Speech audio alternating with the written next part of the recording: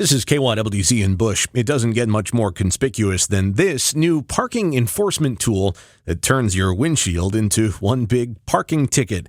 It's the product of a Philadelphia native who says it's designed to help enforcers and violators alike. 3.5 feet across and about 2 feet tall, right there in front of everybody. The appropriate response when seeing the Barnacle is, what the? The Barnacle definitely gets your attention. Its bright yellow plastic is visible from more than a block away. What you can't see, says Kevin Dougherty, is anything from the front seat of your car. It attaches to the windshield using commercial-grade suction cups that provide 750 pounds of force per suction cup. There is no brute force way of getting it off. The Barnacle is placed by a parking enforcement officer, but it's removable by you once you cover the cost of the violation. It's got a motorist release feature, which allows people to pay over the phone, enter a code, release the device themselves, and drop it off within 24 hours to a predetermined location. The Drexel grad and former Marine heads Ideas That Stick, which launched the Barnacle this summer. It's being used in Allentown and a couple other cities where Dougherty says parking authorities are drawn to its lightweight, stackability, and safe installation.